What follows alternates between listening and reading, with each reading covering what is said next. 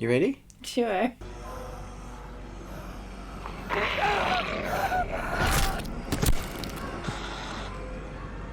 Hi and welcome to the Ruby Tuesday. My name is Ruben. And I'm Kay. And today we are reviewing a Hulu original.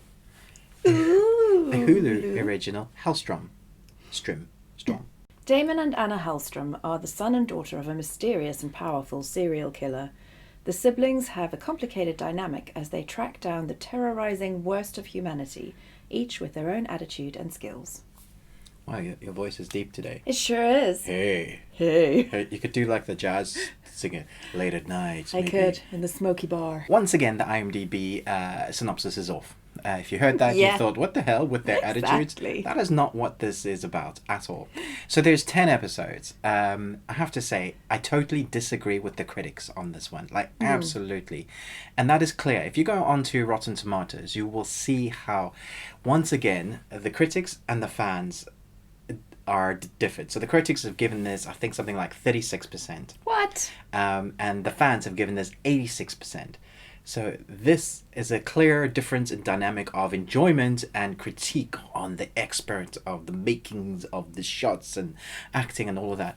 I didn't have an issue with any of those. And I No. definitely have some expertise when it comes to filmmaking. I have a degree in television and film production. We've worked in films. We understand the makeup. We understand scripting. We've done some short films. You know, we could list our achievements if we had to. So I feel like we teeter on both worlds. We're kind of critics, but we're also lover of films. Yes. And so we're just going to talk about what we loved in this series. So if you didn't know what Helstrom is, it's actually a comic from Marvel, but it's more on the obscure comics. You know, the second and third generations of stuff that they don't really talk about. Like, there's not like, have you guys heard of Helstrom? But of course there's that core dynamic of fans that follow the Helstrom. So I hope you've enjoyed the kind of the crossing, because there's definitely going to be some stuff that they left out and some stuff that they changed. For the most part, it feels like they've been authentic where they can be, because I think the transition from TV to from comic is often quite a tricky one to do. TV? Yes. Comic to TV, not TV to comic. From comic to TV is often quite a difficult one. In issue 1 of Ghost Rider, way back when, that is the first time you get to see the name of Helstrom in a tomb? Sorry, in a graveyard? In a tomb. Gravestone. In a gravestone. Wow, get the words right. And then from there we see other mentions of the Helstrom family. Later on we see Sant Anna. It's something like her name is Sant Anna, but in the Helstrom Hulu series, her name is Anna. So and they've like shortened it just in case, you know, she's not that evil. She's kind of evil. But the whole story could definitely be a mix between Supernatural and Blue Exorcist. If you're a lover of anime, you'll know that the Blue Exorcist storyline, and if you've seen this, is very similar to this. But then again, Supernatural, it definitely feels like that, especially with the demon powers. Yes. Okay, enjoy. One of the things I really enjoyed about this show was the relationships between the characters. So the way that the characters go on their journey, it's sometimes in TV series or even in films, there will be these sort of like leaps where the character just suddenly changes completely and you're like, whoa, that was quick. That was not really believable. But this one, I really believed the gradual transition of the characters as they go on their journeys and they discover various things about themselves and about other people, and they challenge their own perceptions. And so at the end, the relationships are very vastly different to how they are at the beginning. And I really appreciated that. If you're expecting massive horror, though, I would adjust your expectation. And I was a little bit disappointed. I even found certain episodes of Supernatural scarier than what we have here.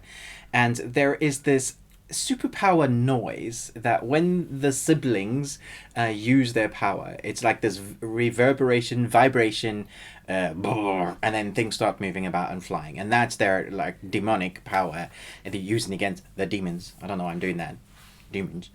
And that was fun for the first 3 episodes. But by the time you get to the 10th episode, it's a sound effect that they've used so much because it seems to be like the only thing they know how to explain how or when their power is being used. And it's not just them, it's the bad guys too. Like when you can kind of, it, like, oh, that's happening. Wouldn't it have been better just to do it silently? Probably. Because might that would have made it much more scary. It might have made it much more scary. That's exactly where I was going. Yeah. I actually found the first 2 episodes the scariest out of the bunch. Because you don't know what to expect. Exactly. Uh-huh. And so once you understood what's going on, you feel like you're watching an extended side series of Supernatural, yes. if that makes sense. These siblings could be Constantine's best friends or the Winchester's best friends, and they're going on their own adventure. But ultimately, this whole story is about a really messed up family. Yeah. And they need to sort their family issues out. So much so that it could bring about the apocalypse. They have family issues, much like the Winchesters. Exactly. There's a lot of comparisons to be made. Also with Blue Exorcist, you know that their dad is Satan. In the Helstrom comics, there are Lords of Hell in the Marvel universe, and they each take on the name of Satan occasionally to make sure that the humans and other beings know of that there's one big bad that's controlling and ruling the world. Other beings. Yes, the beans that you eat. Yes. And so they're having that dynamic within this TV series, and without doing spoilers, there's obviously gonna be a big bad, or multiple big bads that these good guys are they? Because I think that's the fun in the story. So you have these tormented brother and sister who are always trying to decide or conflicted about whether they're good or whether they're bad, because where they come from seems to be really evil, like evil. And don't get me wrong, there are some really creepy scenes and there's some really gory scenes. Yes, there are. Which was great, because this is the type of series. Makeup was really good. Was excellent. Yeah. Also, it's not connected to the MCU at all, so don't expect any crossovers. This is a standalone story. As far as I know, they're not going to have any crossovers unless they do more of the subgenre stories. We may get a crossover with like a Ghost Rider appearance or something like that can easily be positioned over. But for now, if we do get a second season, I'd imagine they will keep doing their own thing. Yeah, which is kind of freeing in a way. Yeah, it's great because they can kind of do their own story. There were some standout performances for me. I don't think... I think the brother and sister were great, but they weren't the most interesting characters to me. I think the mother, her performance, she has to play possessed and unpossessed and just multiple things. And that's always fun. Yeah. The possession, I thought was interesting. Minor spoiler, but I think you'll be fine. It's in the trailer. That the possessed person or person controlled by entity actually gets to talk. A lot of the times in these possession films and stuff, it's just, my name is blah, blah, blah. And then, hits the ceiling or twists their neck around or hurls up green stuff. This time, it actually feels like there's 2 personalities. And I really enjoyed that. And that must have been fun for the actress to play as well, because then it feels like they're always fighting for space. Yeah, very interesting. Which is great. There was a lot of fun. I watched this in one day. I did get up and move around a bit because you get sore after watching 10 hours of stuff straight. But it is good enough to binge watch. Once you get invested in the characters, which you will do quite quickly, you'll be like, yeah. And I think that's saying a lot, because you watch a lot. I do. And you are kind of saturated. I and am. You're finding it harder and harder to binge stuff because you're so saturated that it has to be really gripping and really interesting before you'll actually sit and watch it straight in one go. So that is true. That says a lot about this. It does. So I'm going to give it an A. Yay. Yay. Oh, that's a mom joke.